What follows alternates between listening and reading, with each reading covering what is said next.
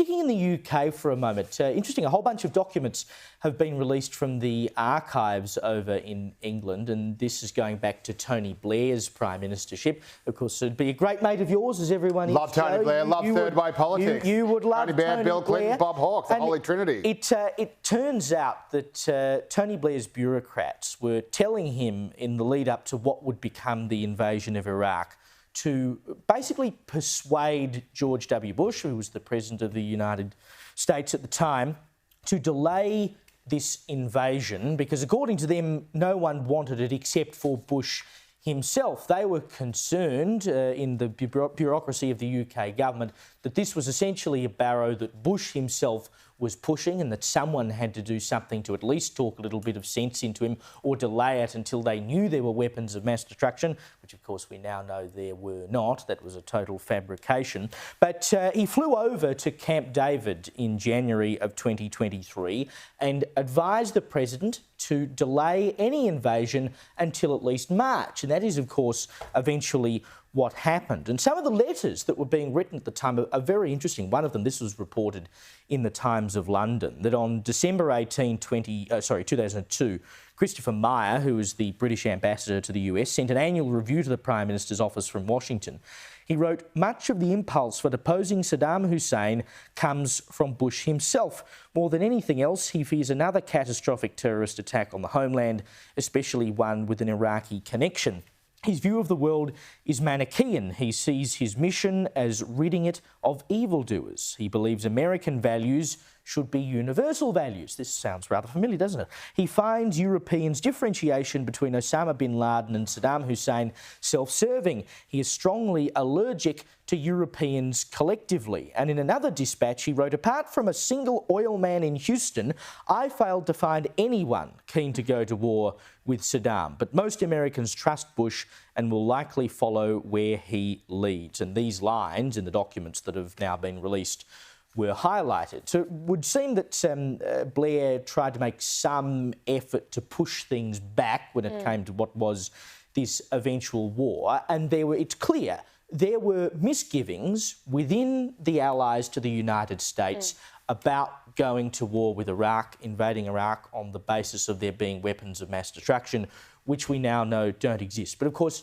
they all fell into line when the invasion finally happened. Yeah, and it turned into a horrible and bloody event. Over 4,800 American and Allied troops' lives lost, over 100,000 Iraqi civilians' lives lost as well. Truly a travesty. And I guess, the problem was the whole thing was based on false intelligence. And now it seems this was really being driven by the president from the top. But initially, when it was just about getting into Baghdad, sending a message that the US was taking a stand against terrorism, I understand the public desire for retribution after 9/11 was staggering. So you have human error combined with urgency, combined with naivety, led to this cascading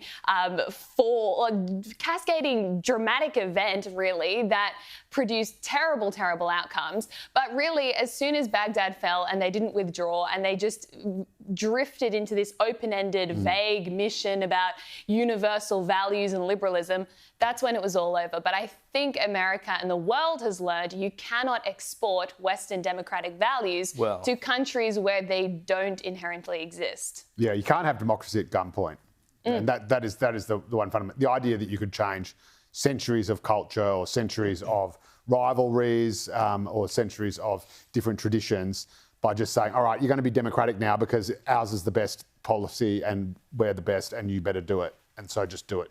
And again, it's been an abject failure in Afghanistan and Iraq.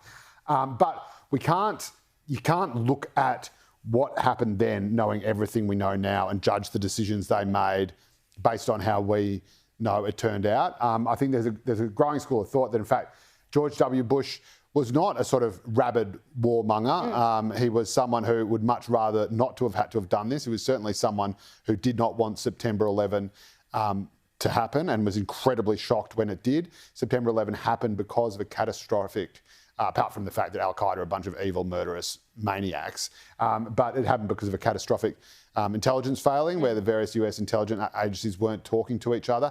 It was, as we all know, the first real attack on US soil. In all the wars the US had ever been involved in, mainland US had never been attacked like this. And I can tell you only have to still travel through America to this day to know how much it effed with their heads. It got inside their heads and it made them absolutely. There's always been a massive isolationist streak in America. I think a few years ago, only about half the population even had passports. We know there's a big America First swing on because of what happened then, and there was a similar one, between the wars and after the wars and everything. And so they just want the rest of the world to go away. They just want to be the biggest and the best in America. And then September 11 happens, which is never meant to be able to happen in their thing because all their culture, they've got the biggest military in the world. They've got all these movies saying they're invulnerable and invincible and they're impregnable and the good guys will always win. And then that happens and they think, well, holy crap, we've got to get the people who did it. And holy crap, our other enemy from the last Gulf War has intelligence that's not fabricated, they just got it wrong, that says this guy could have a weapon of mass destruction. Are you going to just say, oh, look, let's just hang back and wait and give them the benefit of the doubt and see what happens? Of course you're not going to do that. And of course, if America is going to go into it, then its closest ally, which is the UK, either has to go in it or has to say no. And what that sneering report about George Bush sort of seems to forget is that Tony Blair is also a very, very religious man and part of a group called Moral Rearmament, and who is massively, has this massive idea of, good versus evil and doing the right thing. And so, and Blair was, I think, right there with him.